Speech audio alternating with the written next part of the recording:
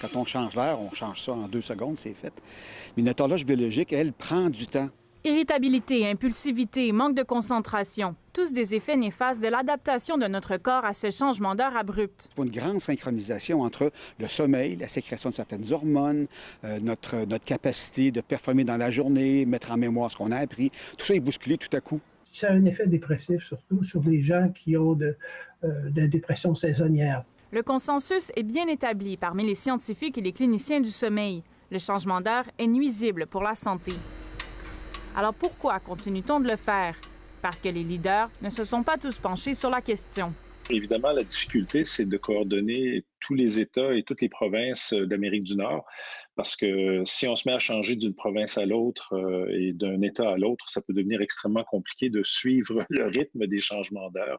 Il faudrait aussi s'entendre sur l'heure qu'on adopterait. Ça va soulever le débat de savoir à quelle heure est-ce qu'on va demeurer. L'heure solaire, l'heure avancée, il y a du pour et du contre dans les deux cas. Malgré les difficultés, l'idée circule de plus en plus. L'Ontario a affirmé qu'elle arrêterait de changer l'heure si le Québec, le Manitoba et certains États américains embarquaient aussi dans le mouvement. Il y a moins de 2 semaines, les Albertains se sont prononcés sur la question. Une mince majorité a choisi de continuer à changer l'heure. L'Amérique du Nord est l'un des seuls endroits dans le monde où il faut encore ajuster son cadran. Récemment, d'autres pays ont décidé d'arrêter cette pratique, dont la Russie, l'Argentine et la Tunisie. Les Européens s'étaient positionnés à 84 % en faveur de conserver toujours la même heure. Une directive en ce sens devait être adoptée par le Conseil de l'Union européenne, mais ça a été relégué aux oubliettes en raison de la pandémie. Ici Alexandre Bellil, Radio-Canada, Montréal.